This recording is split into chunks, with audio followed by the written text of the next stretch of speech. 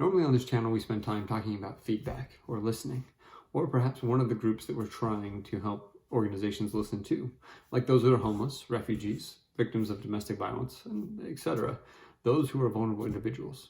Today, we want to take a slightly different approach and instead talk a little bit about Pulse for Good itself and some of the history we've been through.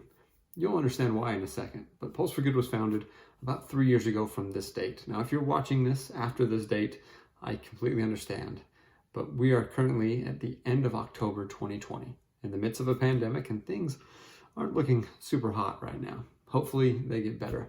Well, 3 years ago, we started Pulse for Good with the mission to be able to try and help improve how organizations gather feedback from the most vulnerable individuals on the planet. We've succeeded thus far, and it went from something that we did on the side to something we now work on full time. The interesting thing about that is the date we chose to go full time happened to be the beginning of March 2020. Now, for those of you that may be a little removed from the conversation, about halfway through March, the entire world tended to shut down with a global pandemic. Now, I'm sure we all remember this. We might still be in the midst of this. Who knows? Hopefully we're not in the second wave of this as you're watching it. This is a little interesting for a company. As we decided we were going to go full time and start working, we quit our jobs, we started working, and started hopefully gathering enough customers to be able to support us long term here. It was stressful. It was very stressful, and the first couple months were incredibly hard. And honestly, I felt my own mental health kind of slipping. I'm a very optimistic person in general. I think things will work out. I think what we're doing is incredibly important. But I started doubting, and that's not like me. And I started wondering what was happening. And I noticed there were days that went really well, and there were days that went really poorly. And I started looking for some sort of correlation between the two. What was the causation for the good days and the bad days? What I came up with was basically a list of rules of things that I do every day to help make it a good day. When I do them, almost unfailingly, I feel good about the day. Notice I say I felt good about the day. The difference I discovered isn't really what happens during the day. Now, there are some extreme highs and extreme lows, but really, what matters is how I handled the day, is if I felt like I accomplished things. I can have great days and feel bad about them. I can have really rough days, but feel good. So what I wanted to share with you were the 12 things that I've been doing, my 12 rules for surviving in a startup during a pandemic.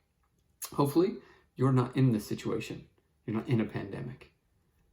But if you are, maybe these will help. Rule number 1 for me is working out. Now, I know what you're saying. Working out's hard, it's stressful. You can't go to gyms right now. You can't do a bunch of things. So why would you do this? Well, you see, working out actually has a really good effect on your body. Not only on your body physically, you're building muscles, you're helping increase your ability to pump blood. It helps get rid of a lot of the stresses in your body and provides a very positive way for you to remove anxiety. Along with it, rule number 2 is eating healthier. I'm not going to claim I'm awesome at eating. I'm definitely not the perfect healthy eater. But I did notice that I could start reducing some things, reduce the amount of soda that I ate, reduce the amount of sugar that I ate, reduce the intake of things that I know weren't great for me, and just do a little more fruits and veggies. And it had a dramatic effect on how I felt personally. Number 3, and this is hard, especially with the anxiety that comes with things, is sleeping well, right? Making sure I got enough sleep. Something that I thought was very interesting that I discovered to myself is me sleeping well doesn't mean me sleeping in. There is a distinct difference for me. When I sleep in and stay in bed longer, I don't feel better. When I go to sleep on time and wake up early, I feel much better and really have gotten the appropriate amount of sleep for me. Now, obviously that'll change for you, but sleeping well is a very important part of maintaining your mental health through this process, right? Number 4, and this one I think will work for all people, is limiting social media. With the amount of disinformation and other stresses in life right now, social media can just build you into a powder keg. By eliminating or removing or even just decreasing the amount of time we spend on social media, we can eliminate a lot of stress from our life and a lot of those multipliers that build up inside of us can be removed. Number 5, and this has worked great for me, I read. I eliminate most of my TV watching and most of my social media time. Those two things opened up a ton of time for me to do other things, and reading has been a wonderful addition into what I'm doing. I read about people, I read about places, I read fiction, I read fantasy, I read all sorts of things. The important thing is that I allow my mind to expand into these areas, and I think about the challenges that people are going through. And in doing so, it helps me have ideas of how to handle my own challenges. Number 6, I listen to good music. Now, of course, this is subjective, but what I found is if I listen to music that makes me happy, that carries on throughout my day. If I listen to music that makes me upset, that also carries on throughout my day. So if I pick things that I know are helping me succeed, or good music, happy music in my case, this just sets me up for success throughout the day. Number 7, and this one is really hard, particularly in the pandemic, but deliberately communicating. In the past, I used to go to a water cooler, literally a water cooler at times, to be able to have a conversation with somebody. I'd walk into somebody's office, I'd sit down and talk. That's gone, both for 2 reasons. 1, I quit a job with a bunch of people. Now I work with a far smaller group of people. And 2, we're all remote. We're not in an office. And because of COVID, even our office we do have, we rarely go to. And if so, we're staying far apart from each other, and chit-chat's kind of at a minimum.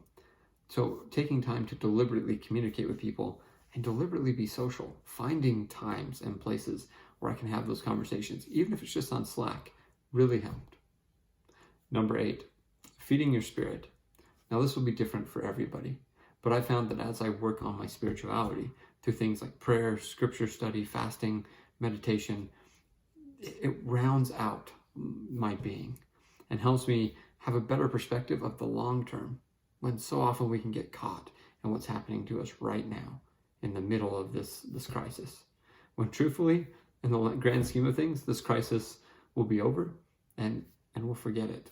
Maybe not entirely, but we'll definitely forget the stress that came with it. Instead, we can remember the good that comes out of it. And if we keep an eye on the long term, spiritually speaking, the real long term, the infinite, we're able to weather these storms a lot better, a lot more successfully. Number 9, set goals. Right? It was really easy for me to be able to look at everything that's happening and feel like most of my goals were going out the window. What I had to do was recalibrate and figure out what goals can I still accomplish and what good can I do in the world right now in its current state. I set goals on a weekly, monthly, and yearly basis. My teammates make fun of me for it. I'm a little goal obsessed, but I find those goals really drive me and motivate me to move further. You can see a little bit right here. This is one of my weekly goal sheets.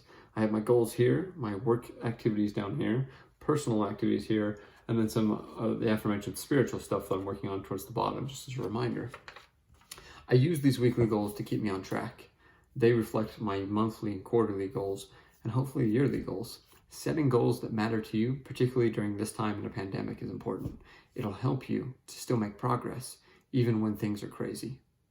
Number 10, use a daily to-do list. Now, this one is a good one for me. I write a whole big to-do list, actually by the hour, of what I'm going to do, and I work through it. At the end of the day, this gives me the ability to cross off everything I got done and keep an eye on the things that I didn't get accomplished. Those things then go to the next to-do list, and I eventually accomplish all of the things that I need to. It also gives me a great sense of accomplishment. It helps me know that I did the things that I planned, that come from my weekly plan, that comes from my goals, that allow me to make sure that I'm doing things that are impactful for my organization. Number 11, having fun, right? There's only so much stress a body can take, and you need to do something as a release, as something that you enjoy. This is different for every person. I do all sorts of things to have fun, but something simple is video games. I love playing video games. I particularly enjoy sports games. I love playing basketball, And basketball isn't something that's really easy to do right now in groups, so I still can do it by myself. I love playing board games and enjoying the outdoors. I can do all of those things in the midst of the pandemic. And no matter what, if you're running a startup, make sure you take time to have fun both by yourself and as an organization, because life may never be more stressful than it is when you're running a startup. Rule number 12. Rule number 12, spend time with your family. Right? This might seem so counterintuitive to what you're thinking of hustling, of getting things done.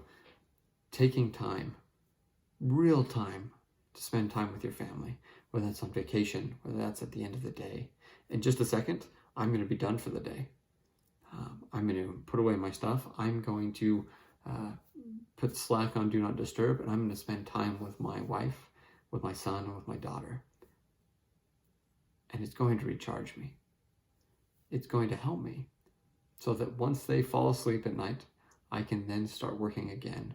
And I can start working through things, and I'll eventually go to bed, and I'll get up in the morning, and I'll still be recharged and ready to tackle things because I've put my priorities first. My family, the thing that's most important to me, I always will make sure to put first and make sure that that is how I bookend my day, is with spending time with them at the end and seeing them briefly in the morning.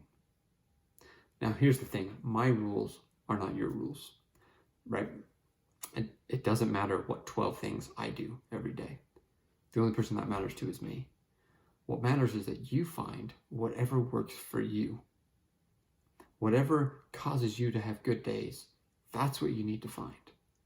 And when you find it, codify it, write it down.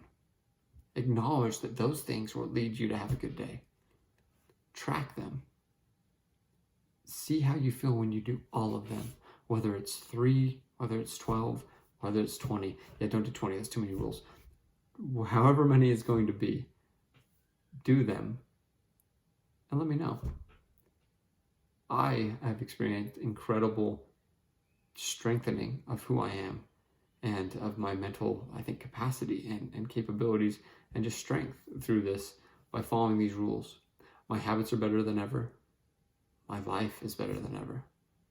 And my business is really benefiting from it. If you're struggling, this is the one way I know how to help. I highly recommend doing the things that lead to more success in life. Super dust statement, but sometimes it's so easy to forget and so easy for us to get lost in the midst of everything else there is to do.